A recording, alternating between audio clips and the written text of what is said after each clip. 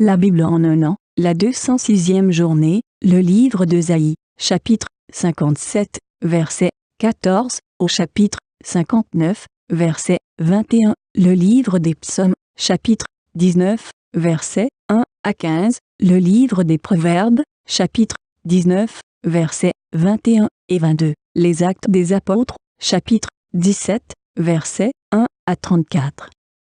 Le livre d'Ésaïe, chapitre 60. Lève-toi, brille, car ta lumière arrive et la gloire de l'Éternel se lève sur toi. Certes, les ténèbres recouvrent la terre et l'obscurité profonde enveloppe les peuples, mais sur toi l'Éternel se lèvera, sur toi sa gloire apparaîtra. Des nations marcheront à ta lumière et des rois à la clarté de ton aurore. Lève tes yeux et regarde autour de toi. Ils se rassemblent tous, ils viennent vers toi. Tes fils arrivent de loin, et tes filles sont portées dans les bras. En le voyant, tu rayonneras de joie, ton cœur bondira et se dilatera, car les richesses de la mer se tourneront vers toi, les ressources des nations viendront chez toi. Tu seras couverte d'une foule de chameaux, de tout jeunes dromadaires venus de Madian et d'Épha. Ils viendront tous de Séba, porteurs d'or et d'encens, et annonceront les louanges de l'Éternel. Les troupeaux de Kédar seront tous réunis chez toi. Les béliers de Nebajot serviront à ton culte.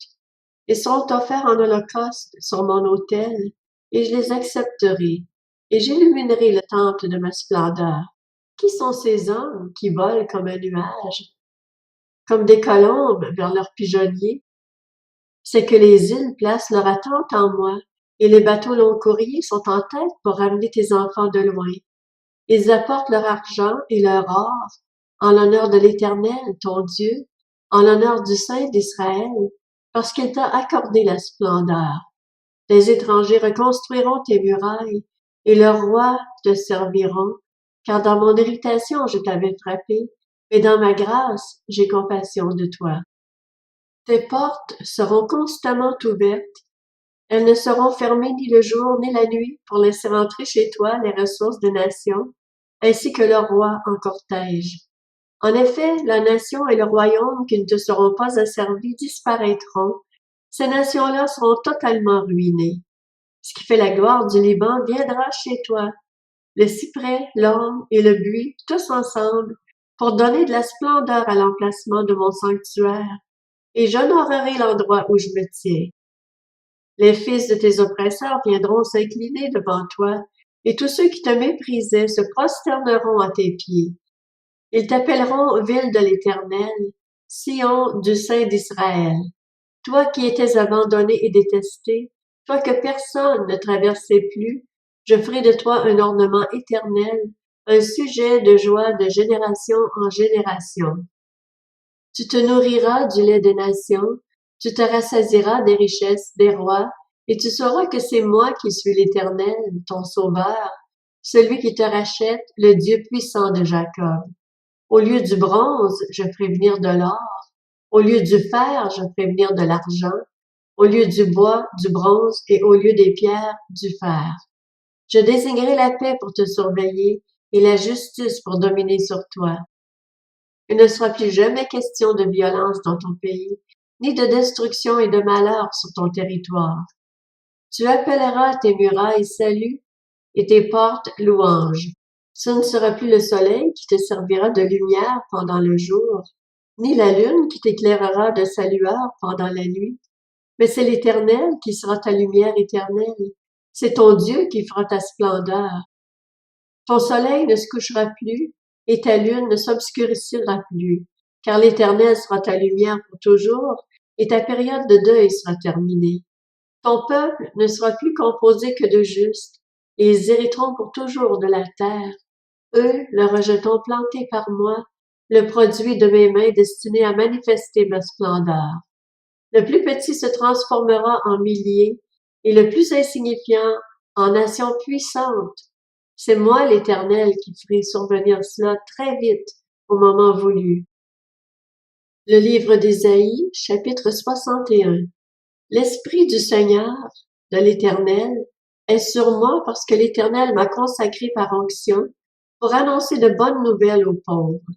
Il m'a envoyé pour guérir ceux qui ont le cœur brisé, pour proclamer aux déportés la liberté et aux prisonniers la délivrance, pour proclamer une année de grâce de l'Éternel et un jour de vengeance de notre Dieu, pour consoler tous ceux qui sont dans le deuil, pour donner aux habitants de Sion en deuil une belle parure au lieu de la cendre, une huile de joie au lieu du deuil, un costume de louange au lieu d'un esprit abattu. On les appellera alors térébintes de la justice, plantation de l'Éternel destinée à manifester sa splendeur. Ils reconstruiront sur d'anciennes ruines, ils relèveront les décombres du passé, ils rénoveront des villes dévastées, des décombres vieux de plusieurs générations. Des inconnus se présenteront et s'occuperont de vos troupeaux, des étrangers seront vos cultivateurs et vos vignerons. Quant à vous, on vous appellera prêtre de l'Éternel, on vous dira serviteur de notre Dieu. Vous mangerez les ressources des nations et vous tirerez profit de leur gloire. Au lieu de la honte, vous aurez une double part. Au lieu de connaître l'humiliation, ils crieront de joie en voyant leur héritage. C'est ainsi qu'ils posséderont le double dans leur pays, et leur joie sera éternelle. En effet, moi, l'Éternel, j'aime le droit, je déteste voir le vol associé aux holocaustes. Je leur donnerai fidèlement leur récompense, et je conclurai une alliance éternelle avec eux. Leur descendance sera connue parmi les nations, et leur progéniture parmi les peuples. Tous ceux qui les verront reconnaîtront qu'ils sont une lignée bénie de l'Éternel. Je me réjouirai en l'Éternel, tout mon être tressaillira d'allégresse à cause de mon Dieu, car il m'a habillé avec les vêtements du salut, il m'a couvert du manteau de la justice.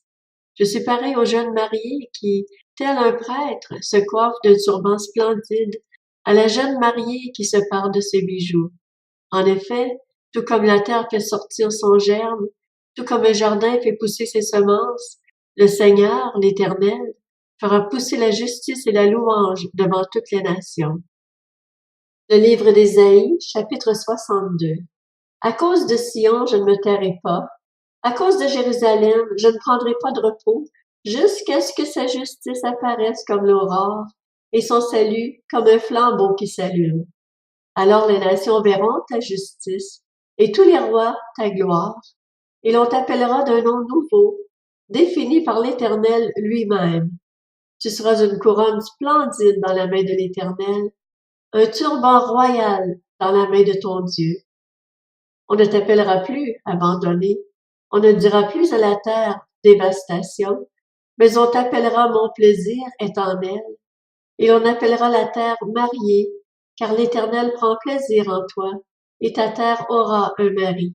Tout comme un jeune homme épouse une jeune fille vierge, tes descendants deviendront pour toi pareils à des époux, et tout comme la fiancée fait la joie de son fiancé, tu feras la joie de ton Dieu. Sur tes murs, Jérusalem, j'ai placé des gardes qui ne resteront jamais silencieux, de jour comme de nuit. Vous qui êtes chargés de la rappeler à l'Éternel, ne vous accordez aucun répit, ne lui laissez aucun répit jusqu'à ce qu'il rétablisse Jérusalem et fasse d'elle un sujet de louange sur la terre. L'Éternel l'a juré par sa main droite et par son bras puissant. Je ne donnerai plus ton blé comme nourriture à tes ennemis, et les étrangers ne boiront plus ton vin nouveau, fruit de ton travail. Mais ceux qui auront récolté le blé le mangeront, et loueront l'Éternel, et ceux qui auront vendangé boiront du vin nouveau dans les parvis de mon sanctuaire. Franchissez, franchissez les portes, dégagez le chemin du peuple, préparez, préparez la route, enlevez les pierres, dressez un étendard vers les peuples. Voici ce que l'Éternel annonce aux extrémités de la terre. Dites à la fille de Sion, ton salut arrive. Il a son salaire avec lui et sa récompense est devant lui. On les appellera peuple saint, racheté de l'Éternel, et toi on t'appellera recherché, ville non abandonnée. Le livre des psaumes, chapitre 20. Au chef de chœur, psaume de David. Que l'Éternel te réponde lorsque tu es dans la détresse, que le nom du Dieu de Jacob te protège. qu'il t'envoie du secours depuis le sanctuaire, depuis Sion, qu'il te soutienne, qu'il se souvienne de toutes tes offrandes et qu'il accepte tes holocaustes, qu'il te donne ce que ton cœur désire et qu'il accomplisse tous tes projets. Nous nous réjouirons de ton salut, nous dresserons l'étendard au nom de notre Dieu. L'Éternel exaucera tous tes vœux. Je sais maintenant que l'Éternel sauve celui qu'il a désigné par onction.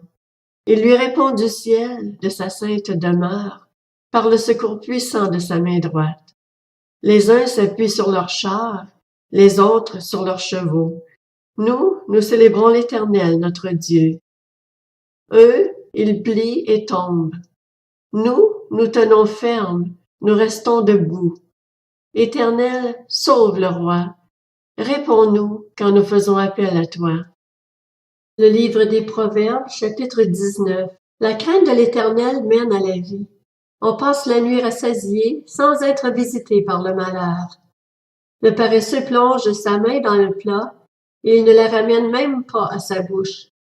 Actes des Apôtres, chapitre 18. Après cela, Paul partit d'Athènes et se rendit à Corinthe. Il y trouva un Juif du nom d'Aquilas, originaire du Pont, qui venait d'arriver d'Italie avec sa femme Priscille, parce que Claude avait ordonné à tous les Juifs de quitter Rome. Il se lia avec eux. Comme il avait le même métier, il resta chez eux et ils travaillèrent ensemble. Ils étaient fabricants de tentes. Chaque sabbat, Paul discourait dans la synagogue et persuadait des Juifs et des Grecs. Quand Silas et Timothée arrivèrent de la Macédoine, pressés par l'Esprit, il attestait aux Juifs que Jésus est le Messie. Mais comme ils s'opposaient à lui et l'insultaient, Paul secoua ses vêtements et leur dit « Que votre sang retombe sur votre tête, j'en suis pur. Dès maintenant j'irai vers les non-Juifs. » Il sortit de là et se rendit chez un dénommé Titius Justus, un homme qui craignait Dieu et dont la maison était contiguë à la synagogue. Cependant, Crispus, le chef de la synagogue, crut au Seigneur, ainsi que toute sa famille. Beaucoup de Corinthiens écoutèrent Paul. Ils crurent aussi et furent baptisés. Le Seigneur dit à Paul dans une vision pendant la nuit, « N'aie pas peur, mais parle et ne te tais pas, car je suis moi-même avec toi, et personne ne s'attaquera à toi pour te faire du mal. En effet, j'ai un peuple nombreux dans cette ville. » Il s'établit là 1 an et 6 mois, enseignant la parole de Dieu parmi les Corinthiens. Pendant que Gallion était gouverneur de l'Achaïe, les Juifs se soulevèrent d'un commun accord contre Paul et le conduisirent devant le tribunal en disant « Cet homme incite les gens à servir Dieu d'une manière contraire à la loi. » Paul allait ouvrir la bouche lorsque Gallion dit aux Juifs « S'il s'agissait d'une injustice ou d'une mauvaise action, je vous écouterais, comme il convient, Juifs. Mais s'il s'agit de discussions sur une parole, sur des noms et sur votre loi, cela vous regarde. Je ne veux pas être juge de ces affaires. » Et il les renvoya du tribunal. Alors tous les Grecs s'emparèrent de Sosthène, le chef de la synagogue, et le frappèrent devant le tribunal sans que Gallion ne s'en soucie. Paul resta encore assez longtemps à Corinthe. Ensuite, il prit congé des frères et sœurs et embarqua pour la Syrie avec Priscille et Aquilas. Il s'était fait raser la tête à Sancré, car il avait fait un vœu. Ils arrivèrent à Éphèse, où Paul laissa ses compagnons. Lui-même entra dans la synagogue et s'entretint avec les Juifs, qui lui demandèrent de prolonger son séjour chez eux. Mais il refusa et prit congé d'eux en disant « Il faut absolument que je célèbre la fête prochaine à Jérusalem. Je reviendrai vers vous, si Dieu le veut. » Et il partit d'Éphèse en bateau. Il débarqua à Césarée et monta à Jérusalem pour saluer l'Église, puis il descendit à Antioche. Après avoir passé quelque temps à Antioche, Paul se mit en route et parcourut successivement la Galatie et la Phrygie en fortifiant tous les disciples.